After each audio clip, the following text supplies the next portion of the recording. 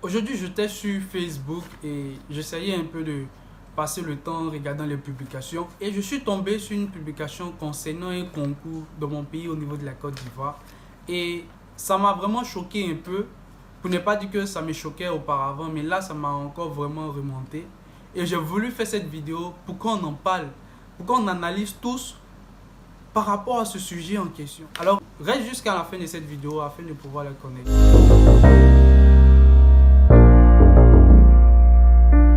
Si c'est ta première fois d'être sur cette chaîne, mon nom c'est Loïc Amel Nguessan. Je suis étudiant en Chine et à travers mes vidéos, je te parlais de business que j'ai eu fait auparavant, de business que je fais actuellement et de business que je vois au niveau de la Chine qui pourrait t'intéresser toi, surtout jeune, à pouvoir te lancer toi aussi dans les business.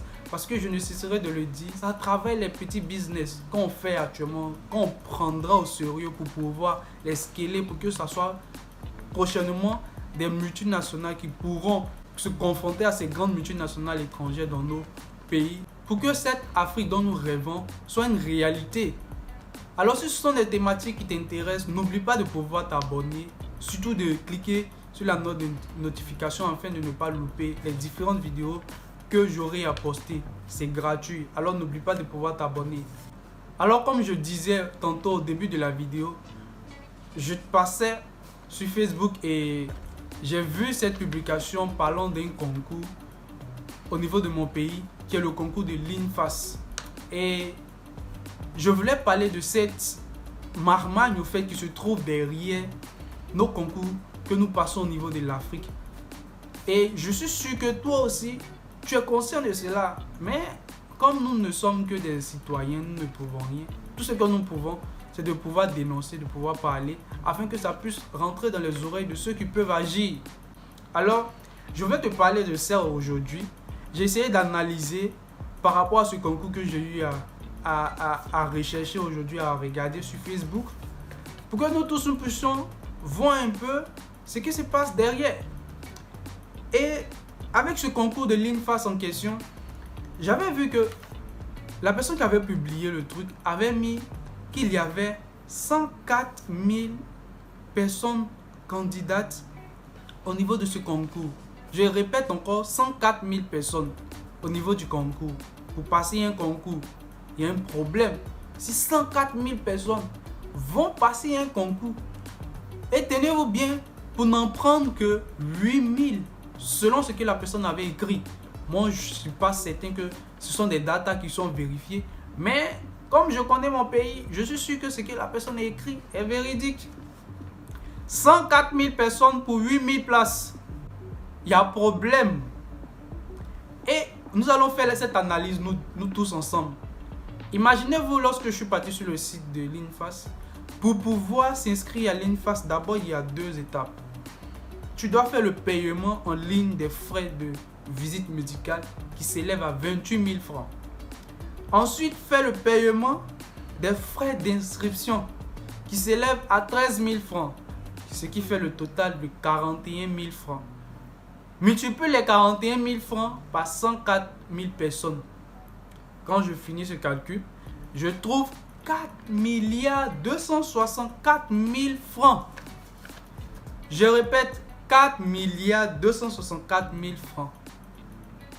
Tout ça dans la caisse de l'État. Ça ne va pas quelque part d'autre. Tout ça, ça rentre dans la caisse de l'État. C'est bien que l'État ait de l'argent pour pouvoir subvenir aux besoins de sa population. C'est normal. Mais prendre cet argent des personnes qui n'ont rien. Parce que ceux qui vont passer ce genre de concours, ils ont le but de pouvoir avoir un salaire stable, être fonctionnaire, ne plus avoir trop le souci d'argent chaque fin du mois. Comment tu vas faire pour pouvoir gérer la famille, aider la famille. C'est pourquoi nous tous, nous partons directement dans les concours parce qu'on sait qu'une fois que tu as le concours, la famille est sauvée. Ça veut dire que tout le monde dans la famille peut compter sur toi. C'est toi qui vas prendre tout en charge. Et c'est ce que tout le monde pense à chaque moment. C'est pourquoi jusqu'à 104 000 personnes vont s'inscrire pour le concours. Pour un seul concours. Et l'État empoche 4 milliards. Pour 8 000 personnes qui vont continuer l'aventure. J'essaie un peu de pouvoir éveiller la conscience par rapport à ça. Parce qu'il n'y a pas qu'un seul concours qu'on passe chaque année. Il peut y avoir même une dizaine de concours. Et tout ça, ça rentre dans la caisse de qui? De l'État. Ça ne rentre pas ailleurs. Et toute cette somme-là, que l'État arrive à recueillir, pourquoi ne pas pouvoir le réinvestir pour pouvoir créer des écoles qui vont permettre de pouvoir changer le système éducatif qu'on a actuellement dans nos pays? Vous vous imaginez qu'à chaque moment, on remplit les amphithéâtres dans nos universités, des milliers de personnes qui s'assoient parfois par terre pour prendre le cours. Quelle humiliation! Quelle humiliation! Quelle humiliation! Nous sommes humiliés! Dans des filières, par moments, je trouve inutiles, qui ne nous font pas évoluer, parce que lorsque tu finis ces genres de filières, tu te retrouves à la maison. Tu as licence, tu as master, tu as doctorat, tu as la maison, tu as assis, parce qu'il n'y a pas de travail pour ça. C'est-à-dire, le système éducatif qui est actuellement en place, c'est un système de l'époque coloniale où les colons sont venus entreposer cela afin de pouvoir avoir des travailleurs, pas des personnes qui vont se prendre en charge, mais des travailleurs pour travailler dans les usines, pour construire le pays, tout ça. C'est pourquoi ils ont créé ce système. En temps, eux, ils évoluent. Nous, on est toujours dans le même système. Il y a problème. À chaque moment, si ce n'est la diaspora qui parle ou des personnes qui sont dans nos pays, on parle de ce sujet pour qu'on puisse essayer de supprimer certaines filières et reconvertir certaines personnes dans d'autres filières qui soient un peu proches de leur filière pour ne pas que ça puisse les mélanger. L'État écoute ça. Ils entendent. Mais pourquoi est-ce qu'il n'y a pas de changement? Je me pose cette question. Je suis sûr que toi aussi tu te poses cette question. Il y a problème. Il y a vraiment problème.